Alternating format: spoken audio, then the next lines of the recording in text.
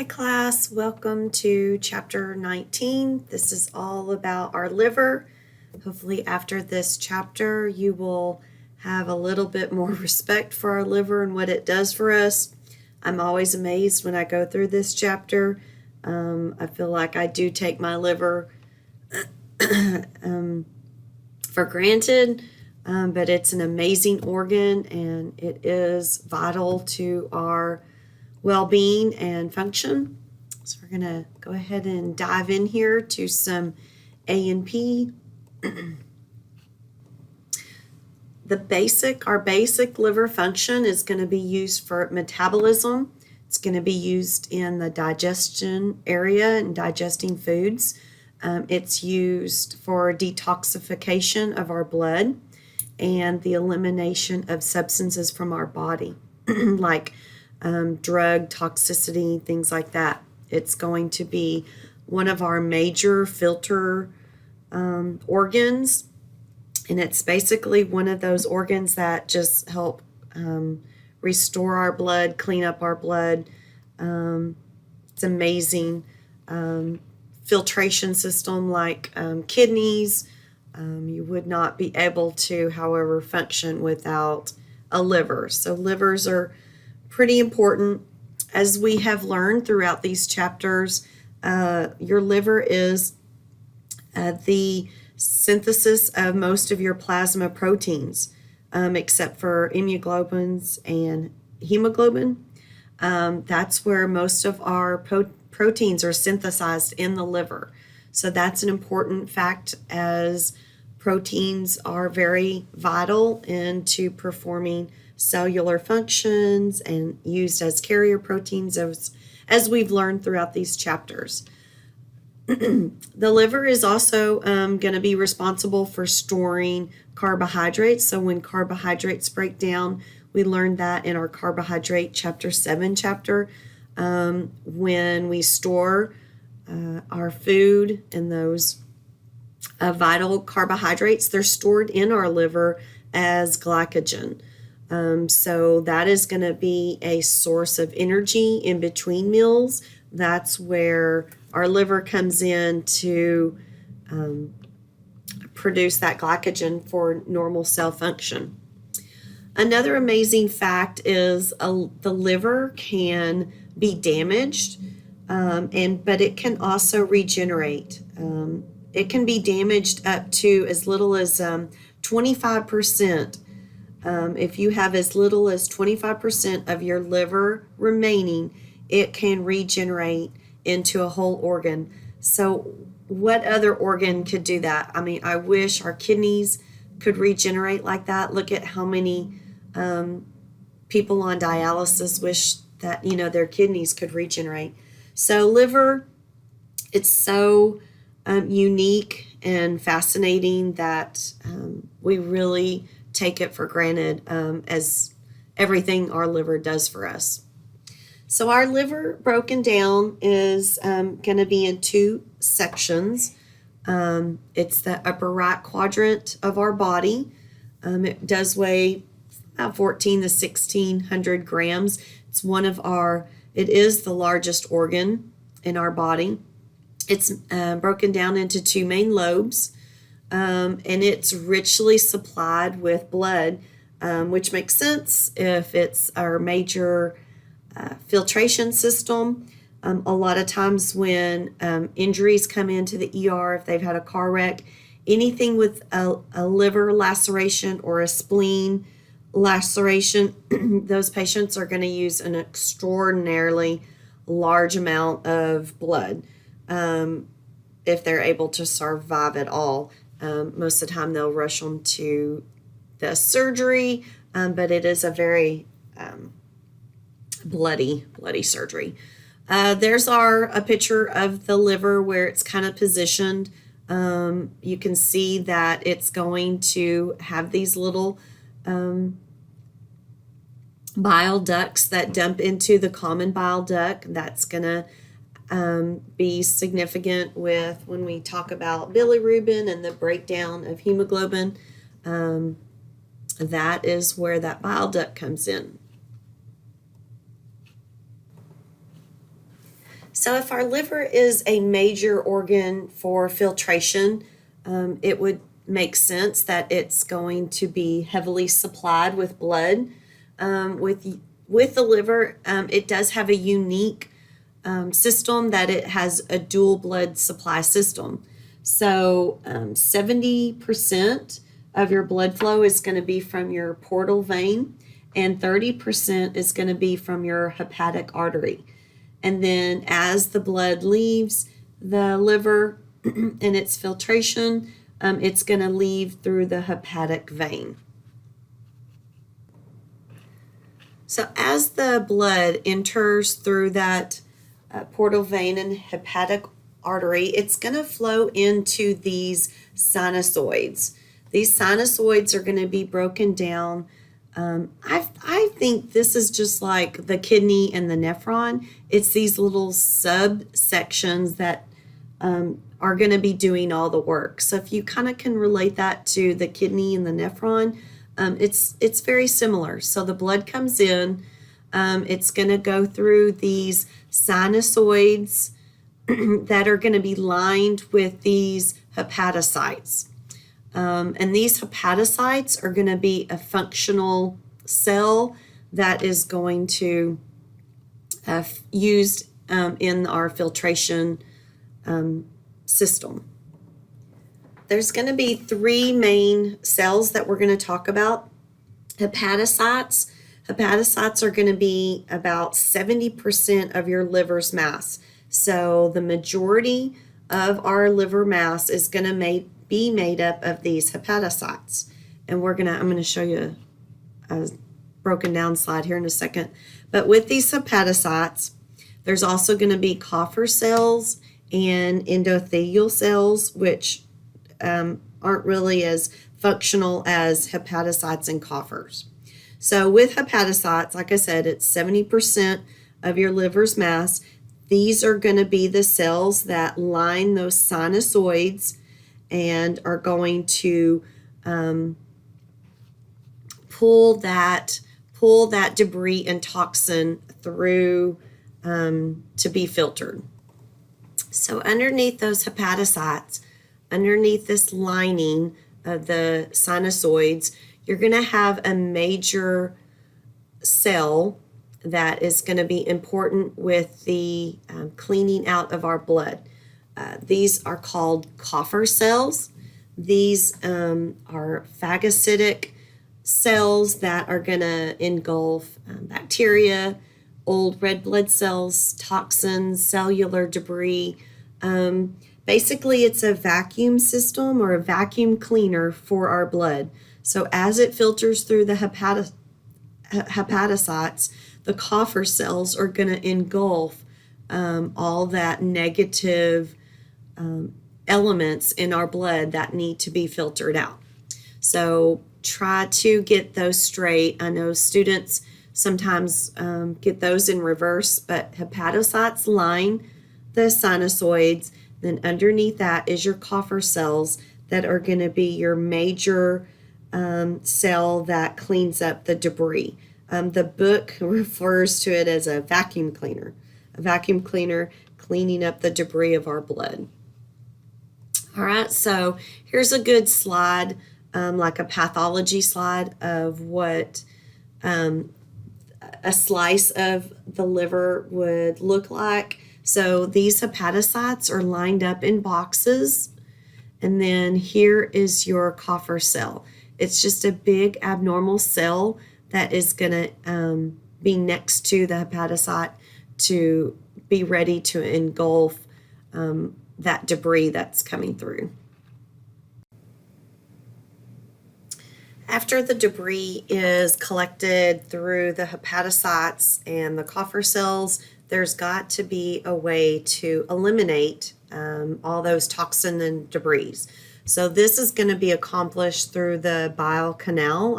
I call it the bile canal because that is where it's going to be the collecting area of these secretions and excretions away from those hepatocytes. And these are going to be collected collectively in the bile duct. so it can be excreted through your small intestines. Also, there is a space of Deci. This is the space in between the endothelial cells and the hepatocytes, and this is going to be where nutrient uptake occurs. All right, so here is a little checkpoint, answer point for your first checkpoint, so you can make sure you understand those terms. We didn't talk too much about the portal triad, but this is the three structures involved in your liver. So, and that composes of your portal vein, hepatic artery, the two blood flows coming in, and then your bile duct taking that toxins away. And we talked about coffer cells. Make sure you know that for your test.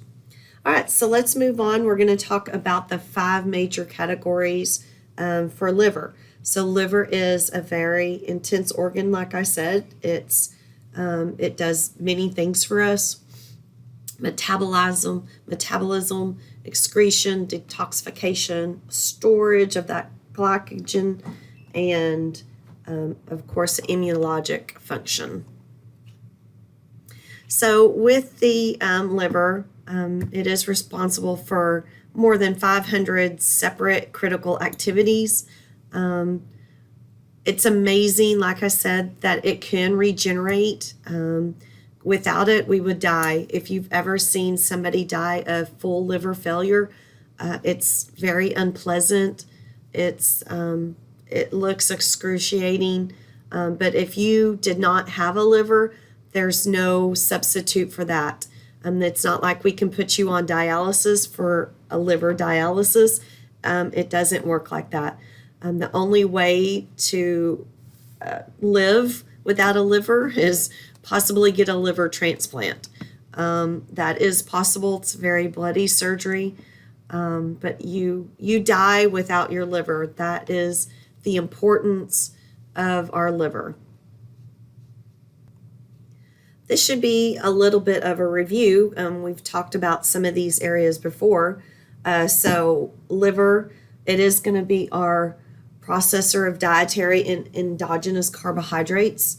Remember, it is part of that storage for glycogen. It is going to be the site where it synthesizes most of our plasma proteins. We talked about in our chapter 8 with our fats and lipids. It's going to be the synthesis area of those insoluble lipids. Cholesterol, remember, cholesterol is endogenous and exogenous. So those are major functions of our liver. A major function of excretion of these bile acids and cholesterol and bilirubin. We're going to break down bilirubin and how it breaks down and is excreted in more detail here in just a second. Another function is going to be our detoxification.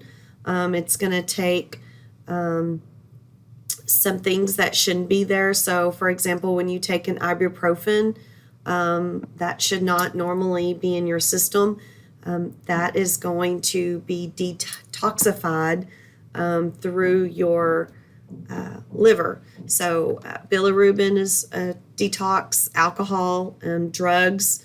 Doesn't have to necessarily be illegal drugs, can be just ibuprofen. It could be a drug that your pharmacist puts you on to control seizures. These are all going to have to go through your liver, and you'll learn a little more about that when we talk about therapeutic drugs and getting that therapeutic level, because of that liver is so important in taking away some of that function of that medicine, because normally it shouldn't be there, so it's detoxifying your blood and cleaning that out. It is going to be a major storage organ for us. Of course, number one, glycogen. It's our carbohydrate storage area. So when we do need that blood sugar, when our blood sugar is low, we have a reserve. It also is a storage area for iron, copper, and some of our fat-soluble vitamins, such as A, D, E, and K. And the last function we're going to talk about is our immunologic function of our liver. So it is going to be that pathogenic of bacteria and other substances. That's going to be primarily with those Coffer cells. And it's also going to be the secretion site of IgA. All right, so next little section we're going to talk about, here is our checkpoint answers for checkpoint 9.2. It lists the 5 major categories of liver function and an example of each. That would be good to know, and just a nice summary of the functions of our liver. Our last little section I want to talk about in this video is going to be about bilirubin metabolism. So this is a complex event that's happening, and I have attached a YouTube video that helps explain it a little bit more in a little drawing. I think that's helpful. So after you finish this video, spend the 10 minutes or so that video is going to require. It's helpful. So bilirubin metabolism all centers around hemoglobin. So as we know, hemoglobin is the essential element that is used in red blood cells that carry oxygen. Okay, our red blood cell cycles, if you've been through hematology, you'll remember that it's 120 days.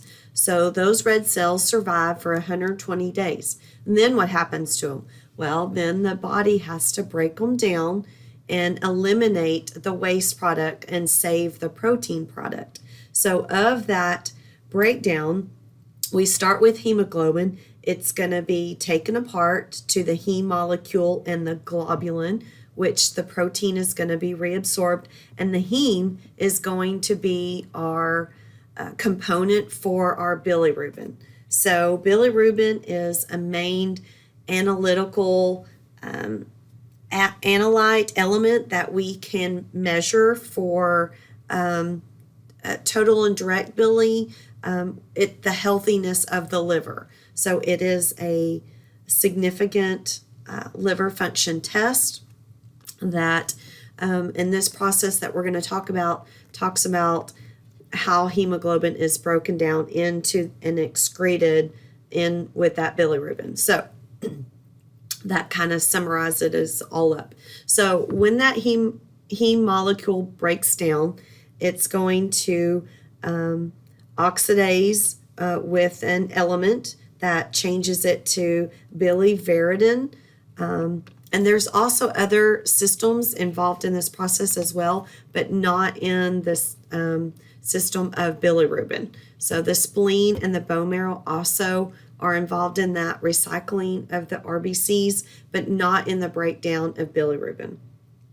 So when that heme is broken down and it's given some enzymes, it changes into an indirect or an unconjugated bilirubin. So this new element of bilirubin that's unconjugated, it is going to be insoluble in water. It is also going to be 80% of this unconjugated bilirubin. 80% of that total bilirubin is going to be bound to, guess what, our best friend, protein albumin. So that should come no surprise. And so its biggest takeaway in this section is going to be insoluble in water. It's called unconjugated bilirubin. It's bound to albumin. All right. So some next steps are going to occur when that unconjugated bilirubin is going to enter the liver. Some things are going to happen here. So, of course, we want to save the albumin. So as it goes through the hepatocytes, that albumin molecule is going to be saved. So it's going to discard that albumin, save the albumin, recycle it, and then that unconjugated bilirubin is going to bind to other molecules to form a new molecule of conjugated bilirubin. So now this conjugated bilirubin is going to be referred to direct bilirubin. and now it has changed from insoluble to now this new molecule is water soluble and can cross these lipid cell membranes. There are going to be 3 types of direct bilirubin. We don't measure each and every one. We just group them in a category of total direct bili. So don't worry about trying to memorize all 3 sections. This is just our big takeaway is it's unconjugated, it's water soluble, it's called direct bilirubin, and it's composed of 3 different forms of bilirubin. So now after it detaches that albumin, it's changed to unconjugated.